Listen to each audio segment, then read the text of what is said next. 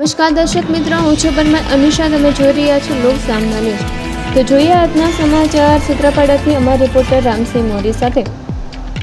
ગીર સોમનાથ જિલ્લાના સૂત્રાપાડામાં આવેલા ડોક્ટર ભરત બાળક શૈક્ષણિક સ્કૂલમાં શાળા પ્રવેશ ઉત્સવ 2026 અને કન્યા કેળવણી મહોત્સવ ઉત્સાહભેર ઉજવાયો.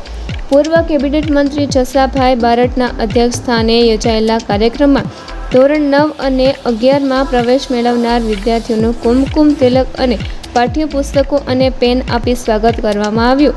કાર્યક્રમ દરમિયાન ધોરણ 9 થી 12માં પ્રથમ ક્રમાંક મેળવનાર વિદ્યાર્થીઓને શિલ્ડ અર્પણ કરી સન્માનિત કરવામાં આવ્યા.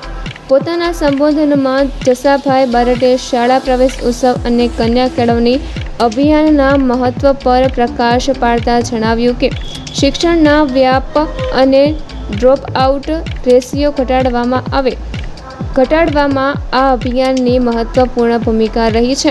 તેમણે સંસ્થાના ભૂતપૂર્વ વિદ્યાર્થીઓ આજે વિવિધ ક્ષેત્રમાં ઉચ્ચ હોદ્દો પર સેવા આપી રહ્યા હોવાનું પણ ગૌરવ સાથે જણાવ્યું.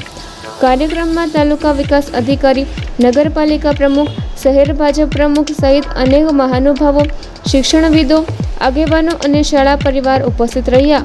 આ પ્રસંગે પર્યાવરણ સંરક્ષણનો સંદેશ આપતા મહેમાનો દ્વારા સંકુલના પાટણગણમાં વૃક્ષારોપણ પણ કરવામાં આવ્યું. કાર્યક્રમનું સંચાલન શાળાની વિદ્યાર્થીઓએ કર્યું હતું, જ્યારે સમગ્ર આયોજનને સફળ બનાવવા શિક્ષકો અને વિદ્યાર્થીઓએ નોંધપાત્ર જહેમત ઉઠાવી હતી. અંતે નવા વિદ્યાર્થીઓને ઉજ્જવળ ભવિષ્ય માટે શુભેચ્છાઓ પાઠવવામાં આવી. તો ફરી મળીશું એક નવા સમાચાર સાથે. ત્યાં સુધી જોતા રહો લોક સામના ન્યૂઝ.